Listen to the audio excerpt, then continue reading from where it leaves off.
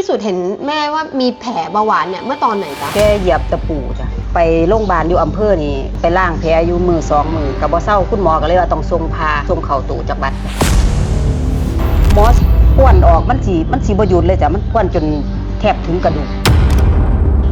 มันเน่าเปื่อยแล้วก็มีกลิ่นเหม็นพร้อมจ้ะไปนอนอยู่อาทิตย์นึงบัดนี้คุณหมอก็เลยว่า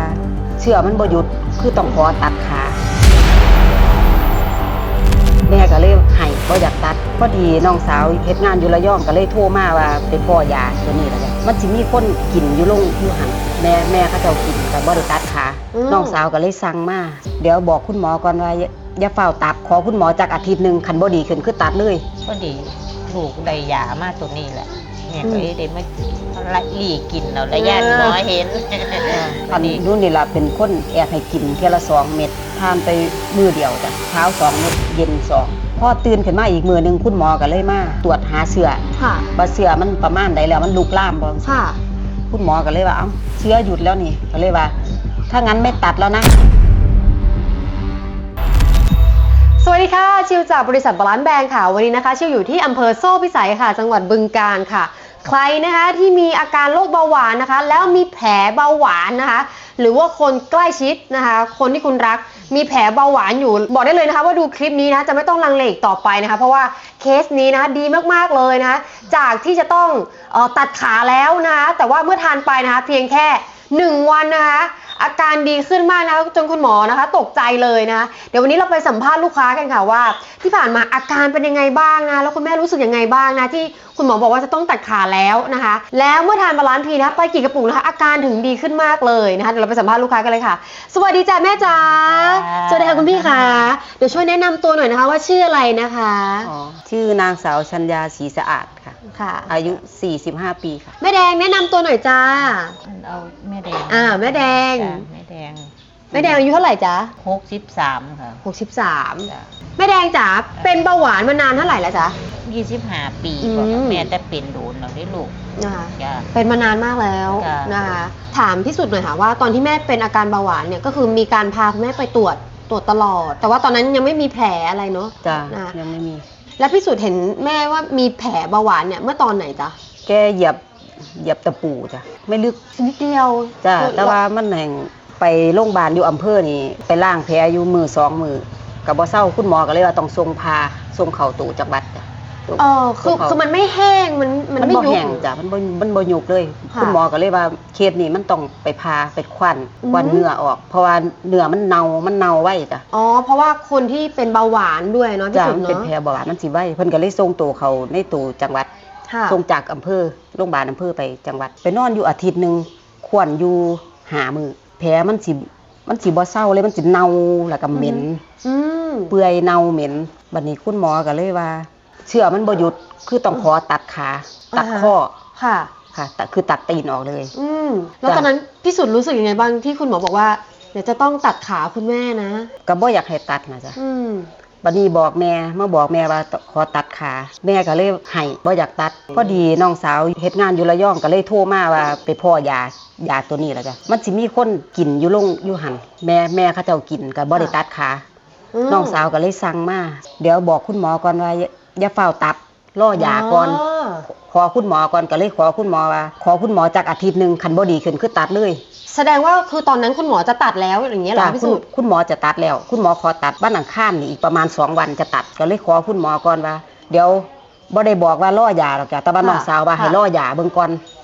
คือตอนนั้นยังอยู่ที่โรงพยาบาลอยู่ถูกไหมน้องสาวก็เลยว่าเดี๋ยวขอคุณหมอก่อนว่าอาทิตย์นึงย่านยามาบ่ทันนะจ๊ะแต่คุณหมอก็อนุญาตใช่ไหมคะจ้ะก็เลยว่าแม่ทำใจบ่ได้ก็เลยว่าขอก็รอเบิ่งจ้ะค่ะถามพี่สุดหน่อยค่ะว่าแผลคุณแม่เนี่ยมันเป็นยังไงบ้างตอนนั้นที่พี่สุดเห็นหมอสิควนออกมันสิบ่หยุดเลยจ้ะมันควนออกควนจนแทบถึงกระดูกจ้ะมันเน่าเปื่อยแล้วก็มีกลิ่นเหม็นพร้อมจ้ะมันลึกมากจ้ะลึกค่ะแล้วคุณหมอได้ให้ยาคุณแม่ทานไหมคุณหมอก็ให้ยาทานแล้วก็ให้ยาฆ่าเชื้อนี่ทุก6 ชั่วโมงจ้ะแต่เชื้อก็บ่หยุดแม่จ๋าตอนที่คุณหมอบอกว่าจะตัดขาแม่แล้วแม่รู้สึกยังไงบ้างหายเลยค่ะร้องไห้เลยเนาะ บ่อยากให้ตัดเนาะ ค่ะ กันตัดแล้วลูกเต้าก็ยากไปเบิดเนาะ อื เพื่อ ม ทำให้ลูกตัดค่ะ อือฮึ ลูกต้องยากทุกคนนะลูกเนาะ จ้า แม่ก็เลยบ่อยากให้พูดตัด ค่ะ ก็ดีลูกได้ยามาตัวนี้แหละแม่ก็ อืม ได้มาหลีกินแล้วระยะหมอเห็น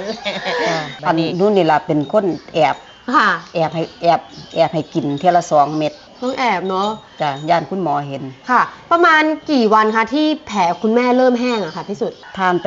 มือเดียวจ้ะ คือเช้าเย็นเช้า2 เม็ดเย็น2 โอ้แค่วันเดียว จ้ะพอตื่นขึ้นมาอีกมือหนึงคุณหมอก็เลยมา ค่ะ มาตรวจหาเชื้อ ค่ะ ว่าเชื้อมันประมาณใดแล้วมันลุกลามบ่จังซี่ ค่ะ คุณหมอก็เลยว่าเอ้าเชื้อหยุดแล้วนี่ก็เลยว่า ถ้างั้นไม่ตัดแล้วนะหมอว่า อ๋อ จ้ะ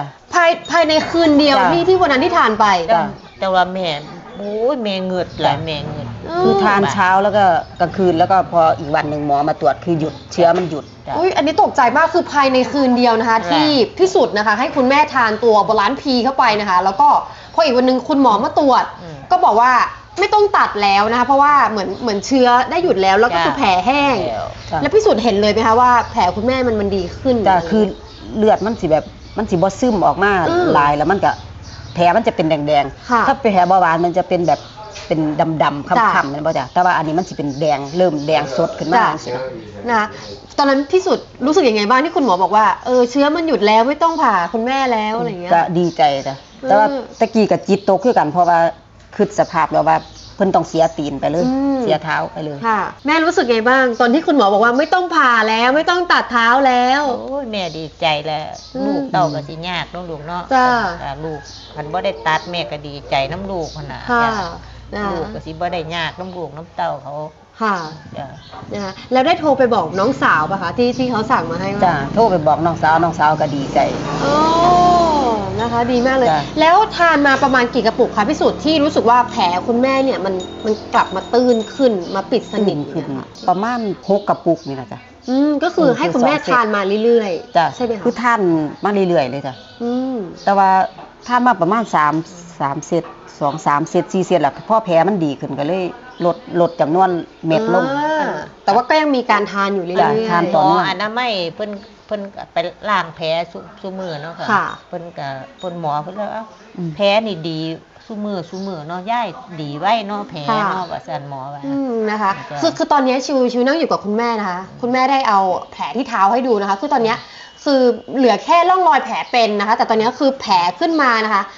ผิดสนิทหมดเลยเนื้อฟูขึ้นมาหมดเลยนะคะ จากที่พิสูจน์แล้วก็คุณแม่เล่าให้ฟังนะว่า ต้องไปคว้านคือมันลึกมากเนาะพิสูจน์เนาะ จ้ะ ก็เรียกได้ว่าบาลานซ์พีนะคะ ช่วยให้คุณแม่นะคะไม่ต้องผ่าตัดเท้าอย่างนี้ดีกว่าอยากให้พิสูจน์นะคะ ช่วยฝากถึงคนที่เขาดูคลิปนี้อยู่นะคะ อ๋อ เผื่อเขามีอาการของโรคแผลที่เท้าจากอาการเบาหวานเหมือนกันนะคะ คันผู้ใดเป็นเบาหวานนี่เบาหวานเนี่ยมันสิเกิดแผลง่ายเลยจ้ะโดยเฉพาะแผลที่เท้านี่คุณหมอว่ามันสิไวแผลอยู่เท้านี่คันมันเกิดแผลปั๊บนี่มันสิกินประมาณเขาบอกว่ามันสิกินมือละคอหรือว่า2 ขอนิ้วจ้ะมันสิกินไวกินเร็วจังซี่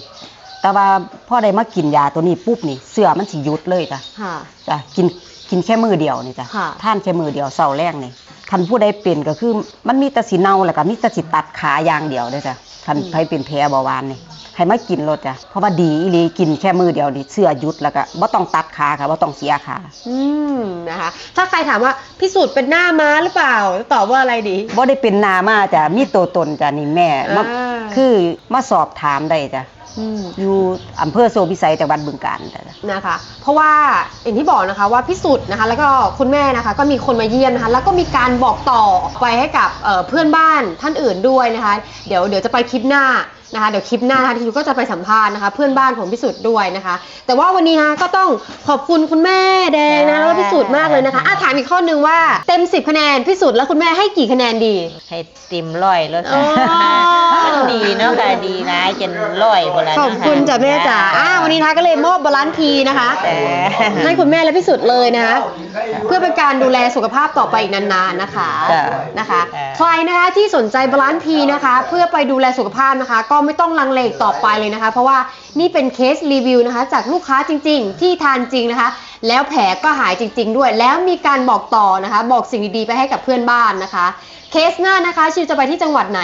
จะมีเรื่องราวดีๆของลูกค้าท่านไหนมาบอกต่อให้ฟังนะคะอย่าลืมติดตามชมได้ที่บาลานซ์แบรนด์ทุกช่องทางทุกแพลตฟอร์มเลยนะคะฝากไว้1ข้อคิดนะคะต้นทุนของการดูแลสุขภาพมักถูกกว่าต้นทุนของการรักษาเสมอนะคะวันนี้นะคะชิวนะคะแม่แดงพิสุทธิ์ก็ต้องขอตัวลาไปก่อนสำหรับวันนี้สวัสดีค่ะ อ่า